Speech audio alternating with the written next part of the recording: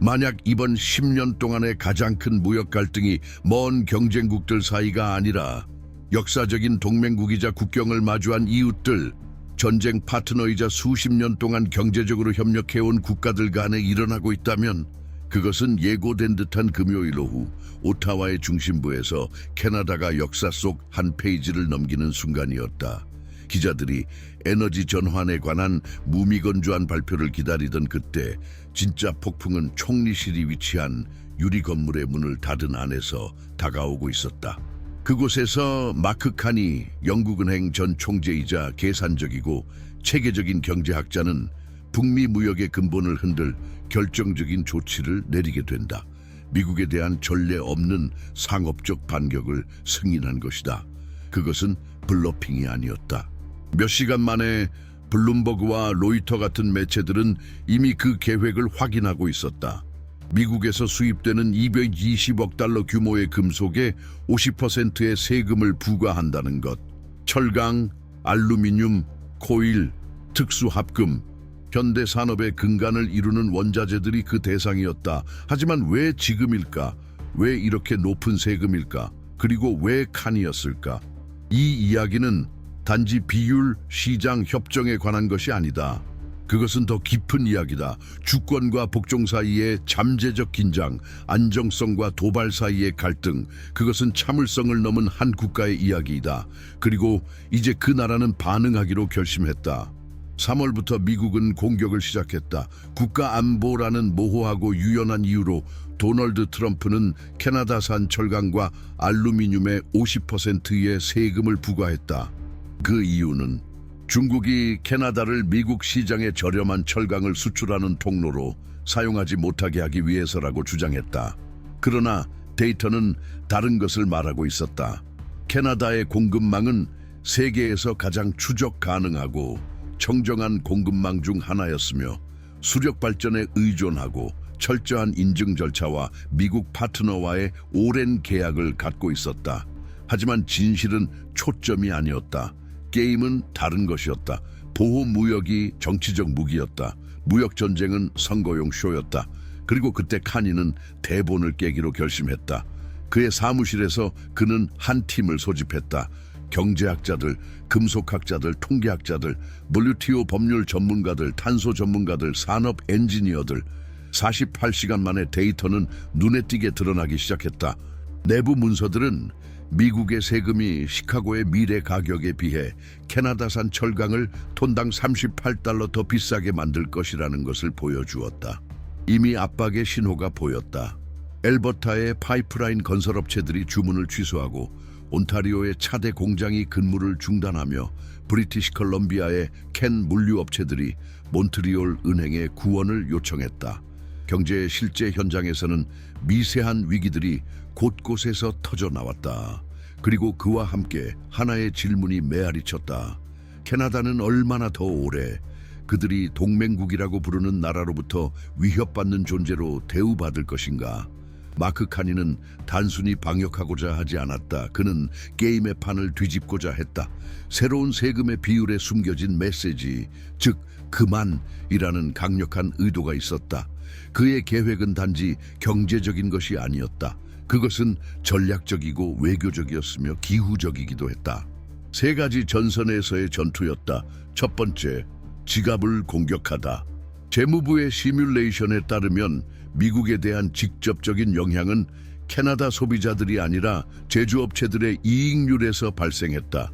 평균적으로 디트로이트에서 생산된 캐나다산 철강을 사용한 SUV는 캐나다에서 $850 더 비쌀 것이었다. 그리고 그 제조업체들은 그 추가 비용을 최종 가격에 반영하지 않을 것이다. 그들이 그 부담을 흡수할 것이다. 두 번째, 국가 안보를 폭로하다. 캐나다는 본 적 없는 추적 데이터를 모으기 시작했다.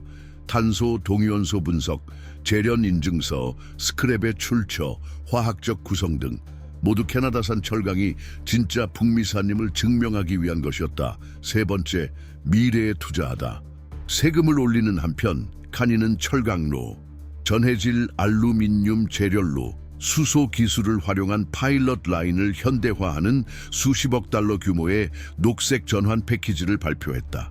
만약 미국이 전쟁을 원한다면 캐나다는 그들이 놓치고 있는 것, 즉 저탄소 혁신에 투자하며 대응할 것이다. 하지만 왜 이렇게 공격적인 세금을 부과한 것일까? 왜 50%였을까? 이 선택은 재무부의 실험이었다. 충격 시뮬레이션. 만약 캐나다 세금으로 미국의 철강 가격이 상승한다면 미국에서 생산된 자동차 모델에서 그 영향은 매우 클 것이다. 더 나아가 캐나다 소비자들이 이들 자동차를 여전히 살 것이지만 제조업체의 이익은 사라질 것이다. 그것은 말이 아닌 숫자로 대답하는 것이었다.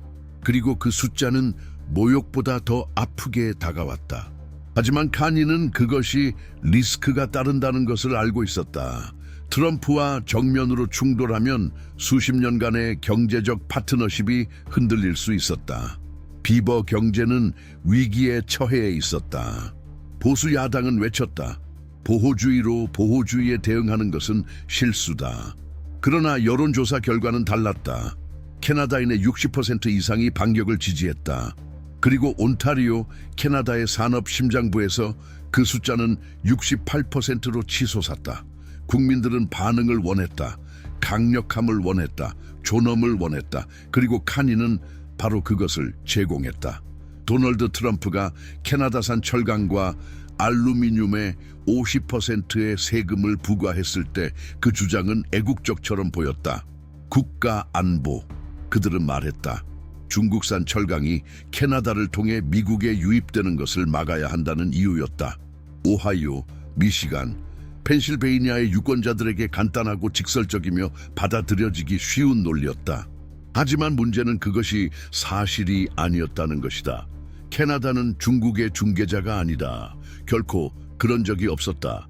그리고 이제 마크 카니는 숫자와 데이터로 이를 증명할 준비가 되어 있다. 미국의 세금 발표 후 며칠 동안 캐나다 정부는 전면적으로 가동되었다. 전차나 격렬한 연설이 아니라 엑셀 파일, 세금 계산서, 기술 문서들로 말이다. 하나씩 원산지 증명서가 모아졌다. 용광로들이 추적되었다. 실험실의 화학자들이 금속 샘플을 분석해 각 강철 덩어리의 동위원소 구성을 확인했다. 거의 과학적인 집착이 총알로 변했다. 마치 카니가 이렇게 말하는 것 같았다. 국가 안보에 대해 이야기하고 싶다면 그럼 정밀한 밀리미터로 이야기하자. 상상해보라. 평범한 시나리오. 토론토의 한 가족이 오래된 차를 교체하려고 한다. 그들은 조사하고 계산을 하고 미국산 SUV 모델을 고른다. 아마도 포드 이스케이프나 쉐보레 이퀴녹스일 것이다. 이 차량들은 그레이트 레이크스 지역의 철강으로 만들어졌다. 그들이 알지 못하는 사실은 50%의 세금이 부과되어 그 차가 이전에 34,000달러였던 것이 이제 850달러 더 비싸졌다는 것이다. 인플레이션 때문도 달러 때문도 아니다. 그것은 단지 이면에서 벌어진 전쟁이 그 철강을 처벌하기로 결정했기 때문이다. 사실 그 철강은 진정한 북미 생산 체인의 일부였음에도 불구하고, 그리고 가장 황당한 점은 트럼프의 세금이 미국의 일자리를 보호하는 것이 아니라는 것이다. 그것은 바로 미국의 자동차 제조업체들의 이익률을 갉아먹고 있다. 그들은 이제 선택의 기로에 놓였다. 비용을 흡수할 것인가, 아니면 경쟁력을 잃을 것인가. 유출된 내부 보고서에 따르면 포드와 GM은 모델별로 320달러의 손실이 발생할 수 있다고 계산했다. 대량 생산에서는 그게 수천만 달러의 손실로 이어진다. 카니는 이를 알고 있었다. 그래서 그의 대응은 전략적인 윤곽을 갖기 시작했다. 미국의 논리가 캐나다는 적의 문을 열 수 있다는 두려움에 기반했다면 캐나다의 논리는 이성에 기반했다. 공개된 데이터, 실험실 테스트, 추적 가능성, 기술 문서, 격렬한 연설은 없었다. 오직 사실만 있었다. 그리고 그것은 더욱 큰 충격을 주었다. 왜냐하면 거짓말을 정확하게 분석하여 드러낼 때 그 피해는 더 크기 때문이다. 카니는 미국의 세금이 단지 부당한 것이 아니라 불일치하고 역효과를 낳는 자멸적인 결정이라는 것을 보여주고 있었다. 그것은 트럼프가 보호한다고 주장하는 바로 그 주에서 큰 대가를 치를 수 있었다. 하지만 카니는 거기서 멈추지 않았다. 그는 내러티브의 싸움이 엑셀 시트를 넘어서야 한다는 것을 알았다. 그것은 사람들의 일상적인 삶으로까지 확장되어야 했다. 그래서 캐나다 정부는 바로 그렇게 했다. 위기를 모두가 이해할 수 있는 예시로 바꾼 것이다. 밴쿠버에 한 작은 수제 맥주 양조장이 있었다.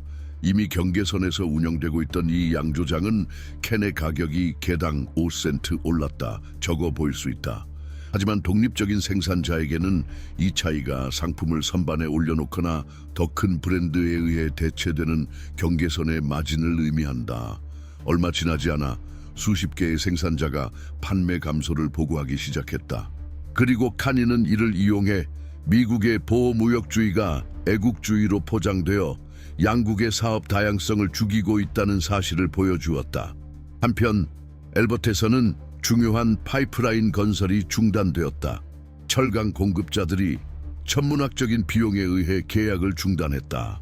노동자들이 해고되었고 연방정부는 물류 붕괴를 막기 위해 몬트리올 은행과 긴급 신용 라인을 가속화해야 했다. 그리고 이제 질문이 울려 퍼지기 시작했다. 만약 미국의 국가안보가 캐나다를 처벌해야 한다면 미국은 캐나다가 어느 편에 있다고 생각하는 걸까? 카니는 단순히 질문한 것이 아니었다. 그는 그 모순을 명확히 했다. 동맹국을 공격하면 국가안보는 존재하지 않는다고 그는 기자회견에서 말했다. 그 발언은 참석한 기술자들의 박수로 중단되었다. 이 세금이 만들어내는 유일한 안보는 바로 기업들의 이익이 사라진다는 안전이다. 내면적으로 무엇이 시험되고 있는 것이었을까? 그것은 철강 무역이 아니었다. 그것은 바로 동맹이라는 개념, 국경을 공유하고 문화와 경제 시스템이 얽혀있는 나라들 간의 신뢰의 문제였다. 그리고 미국의 보호 무역주의에 대응하기 위해 캐나다는 그저 반격한 것이 아니었다. 그것은 바로 탄소 측정으로 대답한 것이었다. 카니는 모든 철강 수출이 환경 발자국에 대한 데이터를 포함해야 한다고 결정했다. 이것은 도발적인 행위였다. 하지만 또한 게임을 뒤집는 방식이었다. 결국 캐나다산 철강은 세계에서 가장 오염이 적은 철강 중 하나로 재생 가능 에너지로 생산된다. 반면 미국의 철강은 대부분의 주에서 석탄으로 생산된다. 다시 말해 만약 논쟁이 안보라면 그럼 이제 기후 안보에 대해 이야기하자. 그리고 바로 그 순간 내러티브의 수준이 달라졌다. 이제 그것은 단지 상업적 분쟁이 아니었다. 그것은 이념적인 충돌이었다. 캐나다는 경제적 괴롭힘 앞에서 움츠리지 않고 대화의 수준을 높였다. 그것은 지능적이고 정교하며 전략적인 대응이었다. 하지만 그것이 충분할까? 왜냐하면 저쪽에는 트럼프가 있기 때문이다. 트럼프는 양보하지 않는 것으로 유명하다. 선거의 해에 그는 강력함을 보여줘야 한다. 퇴보하지 않는 지도자의 이미지를 그의 지지층에게 심어줘야 한다. 그래서 그는 아마도 이 세금 전쟁의 악순환을 더욱 확대할 것이다. 그리고 그 누구도 통제할 수 없는 보복의 사이클을 만들 것이다. 역사는 경제 전쟁이 예측할 수 없는 끝을 맞는다는 것을 이미 보여주었다. 그리고 종종 그 피해는 먼저 아무 잘못 없는 사람들이 받는다. 6월 말 언론에 유출된 한 문서가 월스트리트의 가장 주의 깊은 분석가들마저 놀라게 했다. 그것은 비상조치도 단기 구호도 아니었다. 그것은 산업 변혁 계획이었다. 대담한 산업 투자 초안, 프로젝트 이름 그린스틸 협정, 예상 금액 48억 캐나다 달러. 그리고 더 중요한 것은 캐나다 왕립은행 로열 뱅크 오브 캐나다 이 서명한 신용 보증이었다. 하지만 이 협정은 정확히 무엇인가? 그리고 왜 그렇게 중요한가? 카니는 무역전쟁 중에 몇몇 지도자들이 감히 시도하지 않았을 단계를 밟고 있었다. 타격을 추진력으로 바꾸는 것. 미국의 세금이 캐나다의 철강과 알루미늄 수출을 위협한다면 답은 단순히 세금을 되돌리는 것이 아니라 국내 산업을 더 좋고 더 깨끗하고 더 효율적으로 만들어 대륙의 어떤 산업보다 우수하게 만드는 것이었다. 경제적 회복력과 기후 계산 그리고 글로벌 소프트 파워 전략을 결합한 한 수였다. 그리고 여기서 미국의 어떤 비난도 무력화할 요소가 등장한다. 지속 가능성. 카니는 세계 무역의 미래가 단지 가격과 양에 의해 결정되지 않을 것이라는 것을 알고 있었다. 그것은 배출가스, 탄소 발자국, 녹색 신용 접근, 그리고 국제 규제 준수에 의해서도 결정될 것이다. 그리고 캐나다는 청정 에너지와 강력한 환경 정책 덕분에 강력한 경쟁력을 가지고 있었다. 그래서 계획이 나왔다. 해밀턴의 아르셀로미탈 도파스코 제철소는 그 전통적인 석탄 용광로를 전기로 아크 용광로 EAF로 전환하는 자금을 지원받을 것이다. 이는 대부분의 직접적인 배출가스를 제거할 것이다. 살트 사인테 마리에서는 알고마 스틸의 실험 공장이 수소를 이용한 직접 철 환원 기술 HDRI를 실험할 자금을 지원받을 것이다. 이 기술은 확장된다면 지구의 철강 생산 방식을 재정의할 수 있을 것이다. 그리고 퀘벡에서는 리오 틴토 알루엣이 알루미늄 재련 과정에서 CO2 배출을 완전히 없애는 불활성 전극 프로젝트를 추진할 것이다. 그렇다면 왜 지금 위기 한복판에서 수십억을 투자하는 걸까? 왜냐하면 카니는 많은 사람들이 여전히 간과하는 것을 보고 있다. 미국의 세금은 벽이다. 그리고 벽은 아무리 높아도 영원히 지속되지 않는다. 역사는 무역 장벽이 언젠가는 무너지지만 올바른 투자는 세대를 넘을 수 있다는 것을 보여준다. 그리고 만약 다음 무역의 경계가 지리적이지 않고 기후적이라면 이 질문은 자동차 제조업체, 음료 제조업체, 기관 투자자들, 심지어 유럽연합위원회에서도 회자되기 시작했다. 결국 새로운 환경 분류 지침과 ESG 요구 사항에 따라 기업들은 이제 가격뿐만 아니라 영향을 기준으로 공급망을 다시 검토해야 한다. 만약 당신이 2030년까지 유럽에서 자동차를 팔 계획이 있는 미국의 CEO라면 당신은 미국산 고탄소 강철을 구매할 것인가? 아니면 캐나다산 녹색 강철을 구매할 것인가? 바로 이것이 그린스틸 협정이 그려내고 있는 기로다. 하지만 이 계획은 혼자서는 지속될 수 없다. 그것은 시간, 조정, 그리고 물론 국제적 신뢰가 필요하다. 그리고 여기서 천재성이나 미친 짓이 들어간 부분이 있다. 그린스틸 협정은 단순한 보조금 패키지가 아니다. 그것은 외교적인 전략이기도 하다. 자금은 보호 무역의 대안처럼 보이도록 구조화되고 있다. 미국이 세금을 부과하는 동안 캐나다는 신용, 기술, 그리고 탄소 감소를 제공한다. 미국이 철강을 깃발로 지키는 동안 캐나다는 더 깨끗하고 통합된 생산 체인을 제안한다. 그리고 이 대비 속에서 무언가가 반전되기 시작한다. 처음에 카니를 도발자로 묘사했던 미국 언론은 톤을 바꾸기 시작했다. 블룸버그와 CNBC의 보도는 캐나다산 강철이 미국 제조업체들이 인플레이션 감축법 IRA, 해 세금 인센티브를 받기 위해 필요한 핵심 자원이 될 수 있다는 점을 강조했다. 즉, 미국이 자국의 녹색 인센티브를 활용하려면 아마도 캐나다의 강철이 필요할 것이다. 이것은 상업적 제국을 무너뜨리는 아이러니다. 그리고 또 있다. 세계 최대의 금속 시장인 런던 금속 거래소는 즉시 반응했다. 캐나다의 보복 조치 발표 후 3개월 후속 계약에서 알루미늄 가격이 8개월 만에 최고 수준으로 뛰었다. 시장은 외교가 아직 말하지 않으려는 것을 말하고 있었다. 공급 안정성이 위협받고 있다는 것이다. 그리고 세계는 이를 알고 있다. 보복 발표 다음 날 테슬라, 리비안, 볼코퍼레이션 등 여러 기업들이 캐나다 산업부와의 회의를 요청했다. 비판하려는 것이 아니라 캐나다산 알루미늄에 대한 접근을 어떻게 유지할 수 있을지 이해하려는 것이다.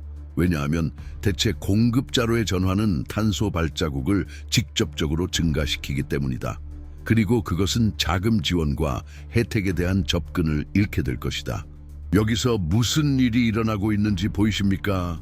카니는 세금을 폭탄으로 사용하는 것이 아니라 전환점으로 사용하고 있다. 그는 단순히 보복하려는 것이 아니다.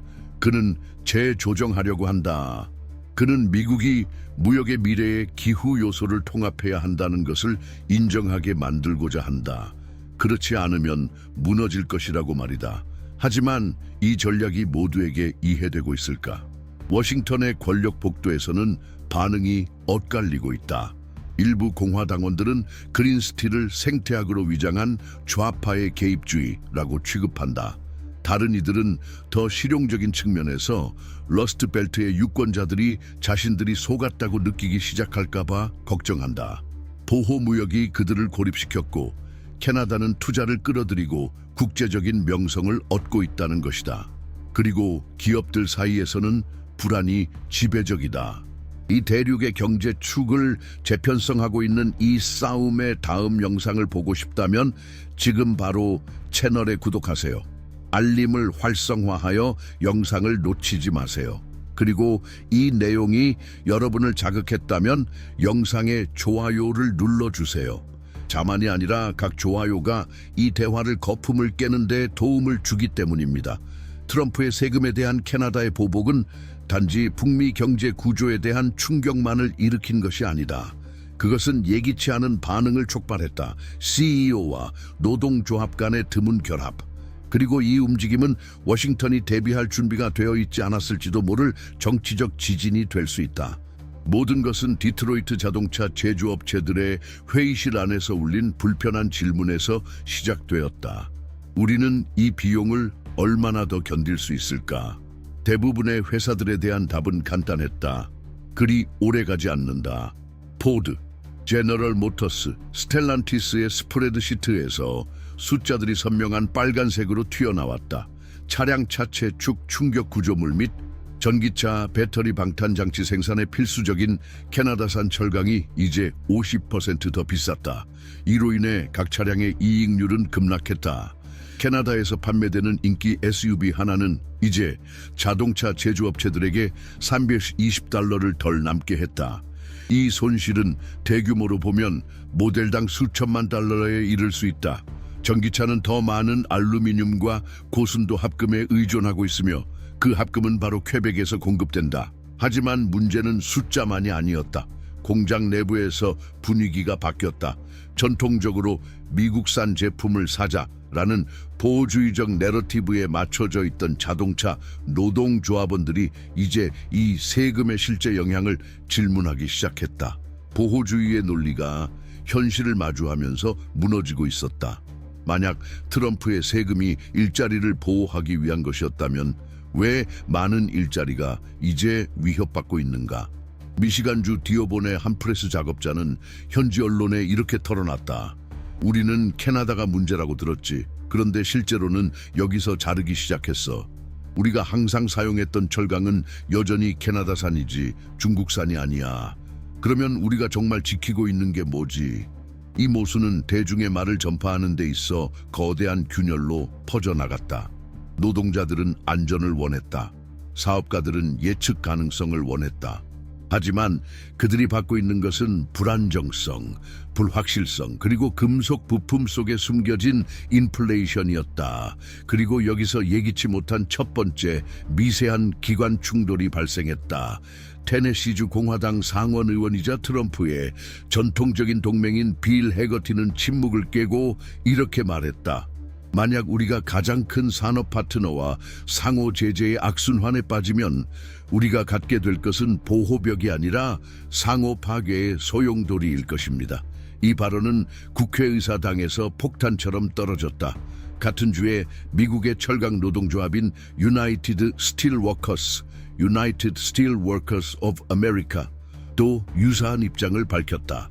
캐나다의 유나이티드 스틸워커스는 이미 카니의 보복을 공개적으로 지지하며 트럼프의 세금을 노동자에 대한 배신이라고 비판했다. 이제 미국의 노동조합도 트럼프의 전략에 의문을 제기하기 시작했다. 어떻게 설명할 수 있을까? 두 나라의 노동자들이 보호받기 위해 설계된 조치로 인해 모두 피해를 보고 있다면? 이 질문은 선거 연도에 어떤 선거 전략가도 듣고 싶어 하지 않는다. 매주 새로운 목소리들이 비판의 대열에 합류했다. 국제금융연구소 IF는 충격적인 데이터를 담은 기술 보고서를 발표했다. 캐나다와 미국 간의 무역 전쟁이 현재의 속도로 지속된다면 두 나라의 GDP 합산은 2026년까지 0.3% 감소할 수 있다고 예고했다. 이것은 적은 숫자처럼 보일 수 있지만 지속적인 인플레이션, 높은 금리 및 글로벌 경제 둔화 속에서 이 작은 감소는 수십억 달러의 잃어버린 부와 수천 개의 사라질 일자리를 의미한다. 캐나다에서 정부는 차가운 이성과 명확성으로 피해를 계산하고 있었다.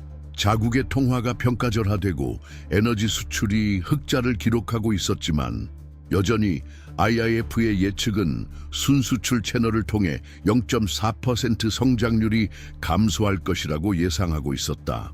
이 전투는 양쪽 모두에게 피를 흘리게 했다. 그러나 오타와는 단지 반응하는 것이 아니라 동시에 산업적 대안을 구축하고 있었다. 반면 미국은 점차적으로 고립되고 있었다.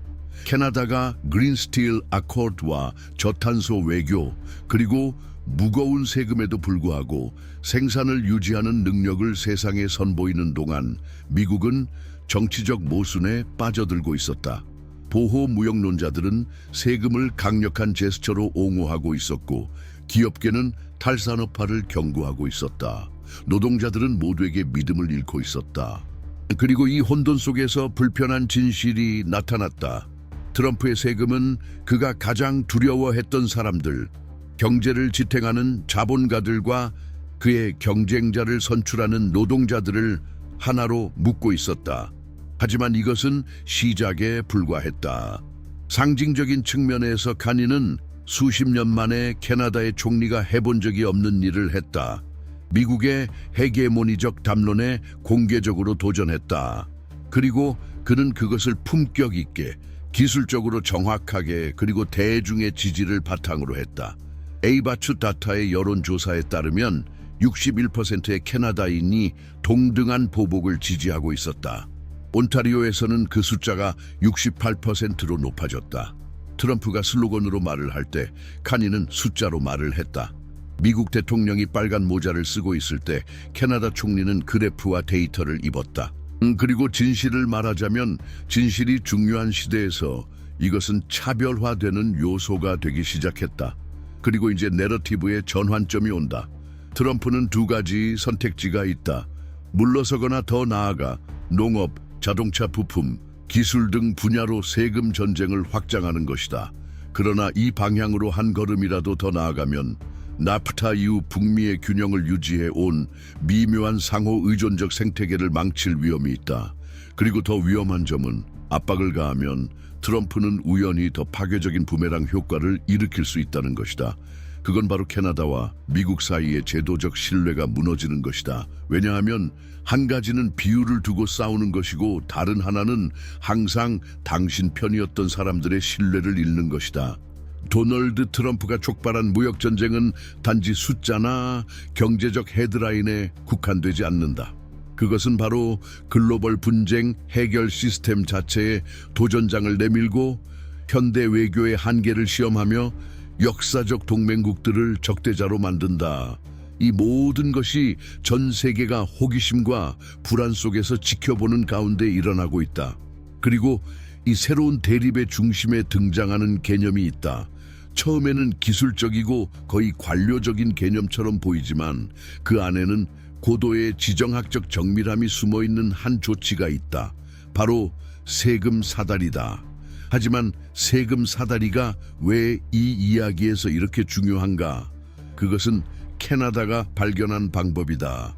우리는 압박을 가할 수도 있고 또한 완화할 수도 있다. 그러나 그것은 오직 여러분이 먼저 물러설 때만 가능하다. 이 공식은 런던 G7 회담 중 총리실 경제부 팀이 공개한 것이다. 이 시스템은 역진적인 진행 방식을 설정한다. 캐나다는 50%의 세금을 발표하지만 그에 대한 투명한 표를 공개한다. 만약 미국이 철강과 알루미늄에 대한 세금을 비례적으로 낮추면 캐나다는 자신의 세금을 점진적으로 줄여나갈 것이다. 설명은 간단하지만 외교적으로는 매우 정교한 전략이다. 이것은 마치 상대방이 도미노만 생각하는 것처럼 당신이 체스를 두는 것과 같다. 하지만 왜 이것이 그렇게 중요한가? 그것은 바로 갈등의 톤을 바꾼다. 순수한 보복은 읽기 쉬운 이야기다. 비정상적이고 충동적인 상호상승, 우리가 글로벌 무역 분쟁에서 종종 목격한 모습이다. 하지만 사다리, 날짜, 비율, 감시 메커니즘이 포함된 명확한 탈출 경로를 제시하는 제안, 이것은 답변을 요구한다. 이것은 협상을 강요한다. 이것은 절대적인 대립의 내러티브를 서서히 해체한다. 그리고 그 이상 캐나다는 이제 방에 있는 어른으로 자리 잡았다. 트럼프가 아메리카 퍼스트라는 구호를 외치며 자신의 유권자를 모으기 위해 극적인 제스처와 벽을 세운 약속들을 하면서 마크 카니는 한 계단씩 올라가고 있다. 하나하나씩. 캐나다가 해결할 의향이 있지만 더 이상 공허한 수사로 짓밟히지는 않을 것임을 보여주고 있다. 그리고 여기서 이 위기의 중요한 요소가 등장한다. 세계무역기구 WTO. 정확히 말하자면 그곳에 남아있는 것. 왜냐하면 WTO는 이제 많은 사람들이 생각하는 것처럼 단호하고 공정한 중재자가 아니다. 그 상소 기구는 2019년 이후 마비 상태에 있다. 미국 정부가 새로운 판사 임명을 거부하면서 그들이 만든 시스템을 약화시켰기 때문이다. 그 결과 WTO에 제출된 모든 분쟁은 법적 공백 상태에 빠진다. 판단이 몇 년이 걸리거나 아예 나오지 않을 수도 있다. 그럼에도 불구하고 캐나다는 양쪽 전선에서 싸우기로 결정했다. 세금을 부과하고 사다리를 제시하면서도 WTO의 분쟁 해결 규정 DSU 아래에서 공식적인 고소를 준비하고 있었다. 고소의 내용은 분명하다. 미국은 자국의 국가 안보 위험과 아무런 관련이 없는 부문을 보호하기 위해 미 상업법의 제232조를 남용하고 있다는 것이다. 여기서 예기치 않은 데이터가 나온다. 캐나다가 미국으로 수출하는 철강의 78% 이상이 미국 기업들이 통합된 공급망에서 직접 사용된다. 우리는 제철소, 자동차 부품, 산업 구조물을 말하고 있다. 다시 말해 트럼프가 위협이라고 부르는 것은 사실 미국의 생산 시스템이 제대로 작동하도록 돕고 있는 캐나다의 철강인 것이다. 캐나다의 고소는 캐나다 국경서비스청 CBSA 소식통에 따르면 준비가 완료되었다. 이 고소는 법적 원칙뿐만 아니라 새로운 형태의 공격에 필요한 탄소 데이터, 원산지 추적, 경제적 예측을 포함한 기술적 부속서도 포함되어 있다. 지속 가능성, 경제, 외교가 교차하는 새로운 종류의 공격이다. 그리고 이제 톤의 변화가 온다. 미국은 캐나다에 대한 압박을 강화하는 한편 다른 국가들에게는 예외와 병행 협정을 제공하고 있다. 예를 들어 호주는 할당량에서 면제되었고 일본과 한국은 특별한 규제를 받았다. 왜? 캐나다산 철강에 뭔가 그렇게 위험한 것이 있어서 호주산과는 다를까? 이 질문은 도발적이고 정당하다. 바로 그 점에서 도쿄와 서울은 오타와의 모든 움직임을 주의 깊게 지켜보고 있다. 만약 캐나다가 세금 사다리를 성공적으로 실행하고 제232조에 대한 미국의 조작을 법적으로 폭로한다면 다른 나라들이 비슷한 방식으로 반응할 수 있는 선례가 만들어지는 것이다. 잠시 상상해보라. 일본은 수년간 미국의 할당량 압박을 받아왔다. 이제 그들은 자신만의 세금 사다리를 채택하기로 결심할 것이다. 한국도 같은 길을 따를 것이다. 유럽연합도 그 게임에 들어간다. 두 동맹국 간의 양자간 싸움으로 시작된 것이 전 세계적인 연쇄 반응으로 바뀔 수 있다. 이것은 미국의 단일 보호 무역주의에 대한 글로벌 반대 운동이 될 것이다. 이 시나리오에서 캐나다의 세금 사다리는 더 이상 단순한 기술적 도구가 아니다. 그것은 복제 가능한 외교적 모델로 변한다. 그리고 트럼프는 선거의 해에 자신의 협상 스타일을 세계가 거부하고 있다는 이유를 설명해야 할 것이다. 최근 몇 주간 미국과 캐나다 간의 긴장은 단지 증가한 것이 아니라 퍼져나갔다. 마치 한때 견고했던 다리의 표면에 생긴 균열이 퍼져나가는 것처럼. 그런데 이 다리는 콘크리트가 아니라 물류, 공급망, 신뢰, 그리고 공유된 이익으로 이루어진 달이었다. 그리고 그 균열 중 하나는 실리콘밸리의 중심에 도달했다. 우리는 테슬라부터 시작하자. 몇 사람만 알지만 일론 머스크의 자동차 제조업체는 고급 모델의 구조적 부품을 만들기 위해 캐나다산 알루미늄에 크게 의존하고 있다. 그리고 그 알루미늄은 일반적인 알루미늄이 아니다. 우리는 낮은 탄소 발자국과 높은 성능을 자랑하는 정밀한 순도의 알루미늄을 말하는 것이다. 이 알루미늄은 퀘벡의 재련소에서 청정 에너지로 생산된다. 예를 들어 이 자재는 네바다와 오스틴에 있는 테슬라의 배터리와 플랫폼을 형성하는 슈퍼프레스에 필수적이다. 캐나다의 50% 세금이 보복으로 부과되면서 이 자원의 비용은 급증한다. 그리고 머스크는 그의 애국적인 연설에도 불구하고 이 공급을 인도네시아나 중동의 알루미늄으로 대체할 수 없다. 왜냐하면 이러한 자재들은 높은 탄소 배출량을 가지고 있기 때문이다. ESG 목표와 인플레이션 감축법 IRA과 같은 인센티브가 규제하는 세계에서 더 많은 오염을 초래하는 자재를 사용하면 수십억 달러 규모의 녹색 보조금과 자금 조달 기회를 잃게 된다. 이제 아이러니를 상상해보라. 미국에서 생산하는 미국 기업이 자국 정부가 환경적으로 신뢰할 수 있는 파트너와의 무역 전쟁을 시작했기 때문에 더 많은 비용을 지불해야 한다는 것이다. 하지만 테슬라는 혼자가 아니다. 머스크의 스페이스X는 몬트리올에서 생산된 알루미늄 리튬 합금 블록을 사용하여 스타쉽 로켓의 외장을 만든다. 이 합금은 고온, 구조적 충격 및 급격한 압력 변화를 견딜 수 있다. 이를 대체하는 것은 간단하지 않으며 빠르게 해결할 수도 없다. 만약 공급이 중단되거나 지나치게 비싸지면 우주 미션 일정이 지연된다. 그리고 이 지연은 단지 비용이 아닌 전략적인 문제다. 특히 중국이 자국의 우주 프로그램을 빠르게 가속화하고 있는 상황에서 그렇다. 수제 맥주 산업도 충격을 받았다. 캔당 5센트의 가격 상승은 작은 생산자들이 유통 방안을 제고하게 만들었다. 몇몇 브랜드는 이미 판매 감소와 슈퍼마켓에서의 존재감 유지 어려움을 보고하고 있다. 여기서 우리는 단지 경제의 문제만 다루고 있는 것이 아니다. 우리는 지역 문화와 정체성에 대해서도 이야기하고 있다.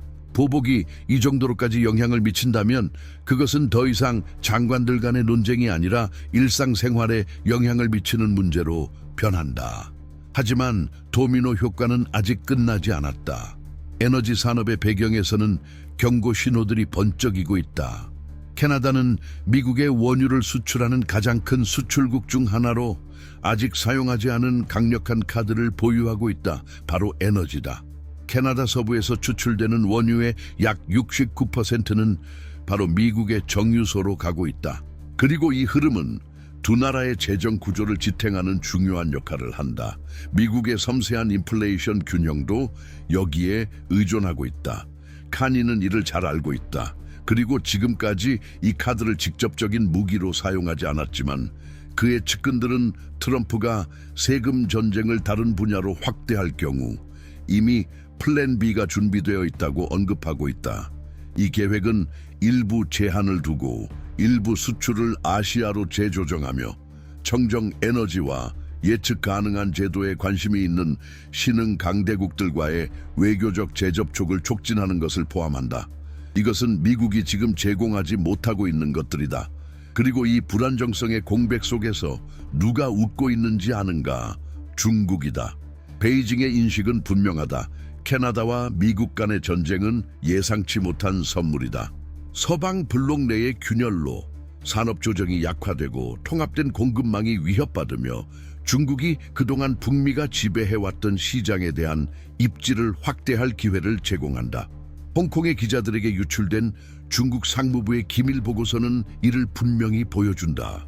그 보고서에서 공식들은 카자흐스탄을 삼각교차점으로 사용해 유라시아 경제연합을 통해 중국산 철강을 유럽으로 수출하는 대체 경로를 그려내고 있다.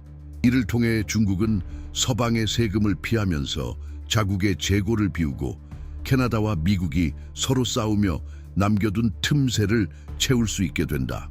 즉, 미국이 자국을 보호하려 할수록 그들은 동맹국들을 밀어내고 적대자들에게 공간을 열어주게 된다. 이것이 바로 트럼프 시대의 역설이다. 아메리카 퍼스트를 약속한 보호주의가 점차 아메리카 알론으로 변해가고 있다는 것이다. 미국 의회 내에서 이전에는 트럼프를 존경하며 침묵하던 목소리들이 이제 그 대가를 물을 준비를 하고 있다.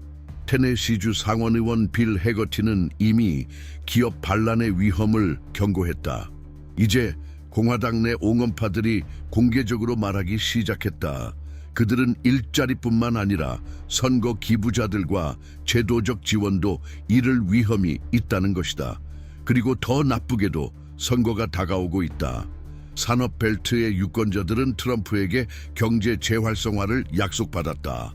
하지만 그들은 이제 공장이 멈추고 가격은 오르며 CEO들은 불만을 토로하고 있다. 숫자, 선반, 월말의 계산서가 그들의 이야기를 반박할 때 강력한 이야기를 계속하기는 어렵다. 그럼 캐나다는? 마크 카니는 신중함과 단호함 사이를 계속해서 항해하고 있다. 그는 캐나다의 국제적 이미지를 손상시킬 정도로 보복을 과도하게 해선 안 된다는 것을 잘 알고 있다. 그래서 그는 기술적이고 투명하며 데이터와 영향평가에 근거한 말을 계속해 나가고 있다. 하지만 그는 또한 압박을 계속해야 한다는 것을 알고 있다. 그의 고문들에 따르면 전략은 명확하다. 트럼프가 협상 테이블로 나오게 만들되 절대로 그것이 필사적으로 보이지 않도록 하는 것이다. 이 비디오는 단순한 경제 분석을 넘어섭니다. 국가의 주권, 외교적 성숙도, 그리고 더 작은 국가가 국제적인 무대에서 지능과 결단력이 여전히 중요함을 보여주는 능력을 탐구합니다. 이제 여러분이 스스로 결론을 내려야 할 시점입니다. 캐나다가 굴복하는 대신 전략적인 접근 방식을 채택한 것이 옳았다고 생각하시나요? 우리는 새로운 환경, 사회적, 기술적 문제들을 중심으로 한 다자간 협정의 새로운 시대에 접어들고 있나요? 아니면 실제로 우리는 분열된 블록과 세계 헤게모니를 위한 분쟁의 시대에 접어들고 있는 것일까요? 여러분의 의견은 이 논의에 있어 매우 중요합니다. 그리고 이 비디오가 외교, 경제와 그것이 여러분의 일상에 미치는 영향 사이의 연결고리를 이해하는 데 도움이 되었다면 채널을 구독해 주세요. 다음 콘텐츠를 놓치지 않도록 알림을 켜세요. 더 깊이 있는 분석과 폭넓은 반성이 필요하다고 느낀다면 지금 바로 이 비디오의 좋아요를 눌러주세요. 여기서는 표면적인 답변을 피하고 이미 다가오고 있는 변화와 그 영향들을 문맥 속에서 이해하려고 합니다. 여러분의 관심과 시간에 진심으로 감사드립니다. 여러분의 반성이 이 작업을 가능하게 만듭니다. 다음 비디오에서 뵙겠습니다.